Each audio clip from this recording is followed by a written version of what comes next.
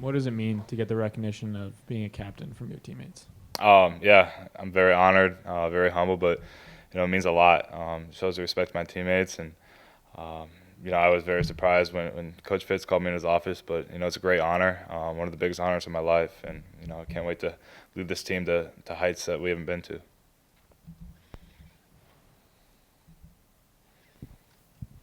Why were you surprised? I don't know, just looking back at my 4 years, I was on the leadership council for the first time this year, just as a senior.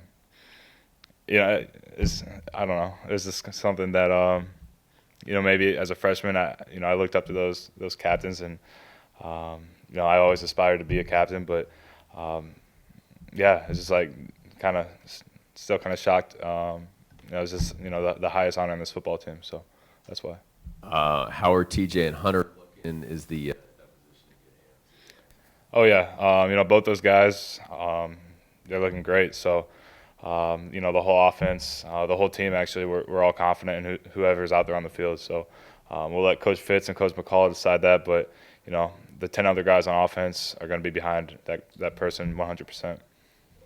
You were every game you've played, except to play here and there, has been with Clayton at quarterback. So how different has this been for you to have different guys back there taking the snaps? Yeah, like you mentioned, the past 3 years I've been with Clayton, so we are on the same page. Just we watched so much film together, practiced, did a lot of routes in the off season, all that stuff. So it's been quite the transition. It started, January 1st, the day Clayton left. So, just building those relationships with the quarterback room and just watching film, getting on the same page, talking through concepts, plays, situations, all that stuff. It's been a big transition, but it's been a lot of fun. You get to know people a little better. You just, grow as a person, grow as a player, grow as a leader as well. To get that timing down, or is it just an ongoing process for you?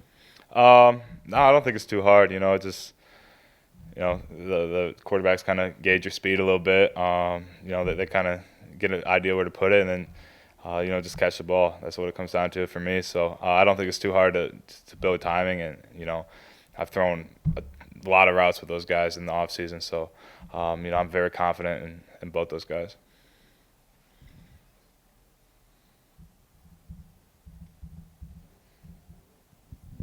Yeah, we've heard Fitz talk a lot about how he thought the quarterback room this year was in great shape, best it's ever been, et cetera.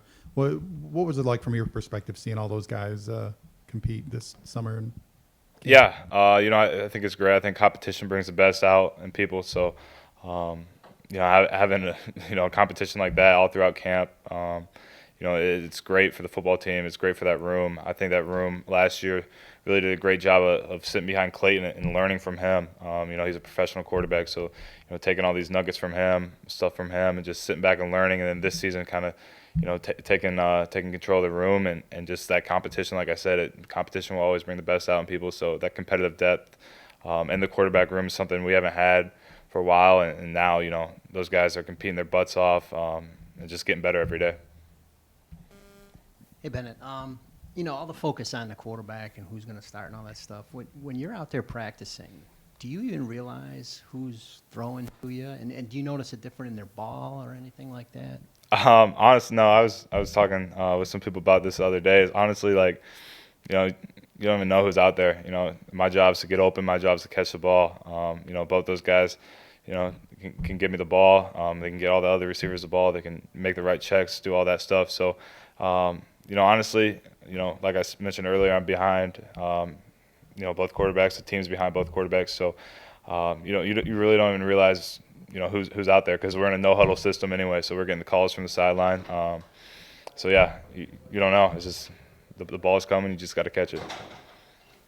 And you guys had some injuries in your group in the bowl game. You were hurt. Flynn was hurt.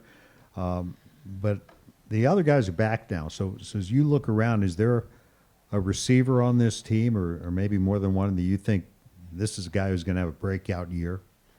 Yeah. I think a lot of guys in the room are going to have breakout years. You look at, first a guy like Riley Lees, who's getting the opportunity to start this year after being behind Flynn for a couple of years. A guy like J.J. Jefferson, I feel like the freshman to sophomore year is always the biggest jump for any player. So, he's had tremendous growth as well. And then, guys like Ramad, like Kyrick, and then, some guys like Berkeley Holman, Ray Nyro's taking a huge jump. He's going to be a big part of this team. So, I feel like our room as a whole, Coach Springer's done a great job of, making sure we're not complacent and making sure we're growing every day, getting better at something every day. So I'm very excited for this group. It's the closest we've been in the receiver room, and we're not selfish at all. We want everyone to be successful. So I'm very excited for this group.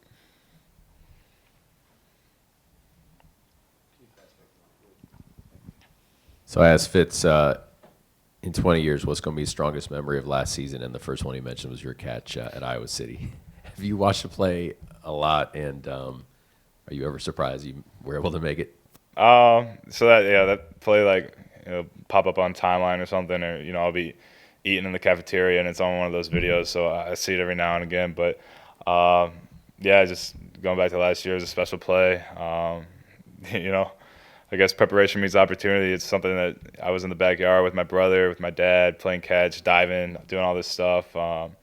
It's just like being a kid out there, playing in the backyard, and it just happened on the biggest stage. So, Jared, what does it mean to be named captain by your teammates? Just what is that feeling? I mean, I think I just look back to when I first got in this program and some of the struggles that I had as a player, and questioning if I would ever even step on the field, honestly, and questioning if I was good enough, and to really transform with the help of so many coaches and support staff and just so many people along the way, my teammates, to be in this position is truly an honor and a blessing. I think it's just a testament to hard work truly paying off, and me not just giving up back when I was struggling, saying up, that's it. I won't be the player that I want to be once I leave this program, and really just putting my head down and just continuing to work, which is what I've done throughout my 4, going on my 5 years here. And, to be selected by my teammates is truly a blessing. And, I love all those guys, and, I definitely take great responsibility in them putting me in this position. So I'm very appreciative. Jared, obviously fans and media are loving the whole quarterback speculation. Is it easy for you to keep a secret? I think like Coach Fitz said, we'll know 12:59, I think he said. So we'll all know when we run out on the field. But either one, whatever quarterback runs out there, we'll be ready to go. Did you know going into the Purdue game last year that both guys were going to play? How much did you know? I tell people all the time, my job is to block. So whoever's back there, I block for the pass and the run. So once again, whenever we ran out on the field for Purdue, whoever ran out there for us, we were ready to go. Jared, how is Rashawn's adjustment going, switching sides? How's that going? And you do have some new guys on the line this year. Do you sense, or is there a point where you kind of feel like things come together? Absolutely. I mean, first, to address your first part of the question, I think it's been smooth, a very smooth transition. Rashawn going from right to left. Being around him for the last few years, the guy's a technician through and through. He loves football.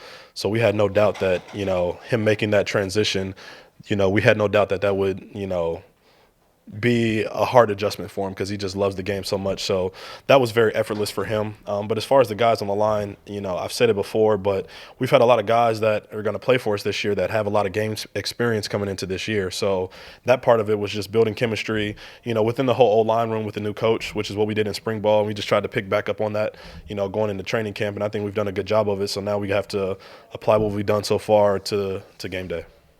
Coach, what's been the biggest difference? Wow. I mean, I think you all have heard him, when he's mic'd up at practice, making this movie reference, that reference, whatever it is. He's fun to be around. He's a technician himself. He's a very good teacher of the game. So, we've really enjoyed him having him on the field and, and in the classroom when we're watching film and meetings and that type of stuff. Jared, I was up at Kenosha for a full pad practice. I think it was a Thursday. You took command of the huddle off the field on the sidelines before you went on.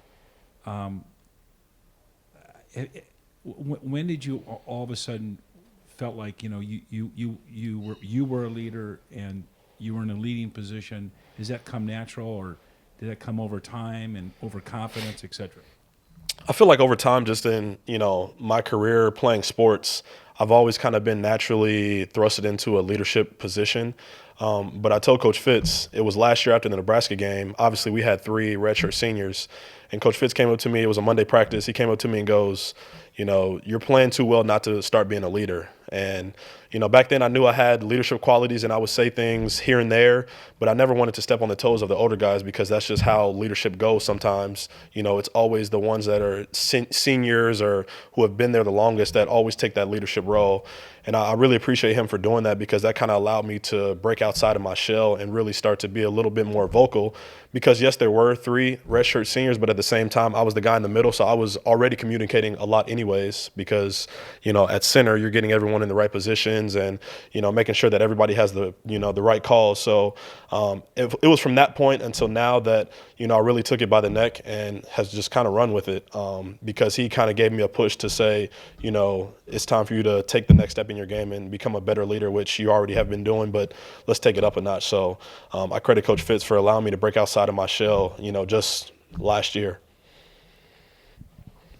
Jared, last year it was widely stated by the team that the offensive line took a little to gel into the season. How have you guys gone about in training camp making sure you guys start the season on the right foot? Yeah, I think, being the leader of the group, it starts with me. I have to come in with the right mindset each and every day to bring others along with me. And then it's the way we prepare, whether it's in the off season and we're lifting and running and all that good stuff, or we're in the film room or we're out on the practice field, whatever it is, I have to always bring the right mentality, the right mindset, because I think it's contagious when you bring positive energy to the group because then everyone will follow and it makes it fun for everybody to be a part of it. So I think we've really taken on a personality as a group to just be infectious with our energy at practice. And then from there, we just try to have as much fun as possible. And I think we've done a really good job of that. So we just have to keep it going, throughout our preparation this week and, into the game day on Saturday.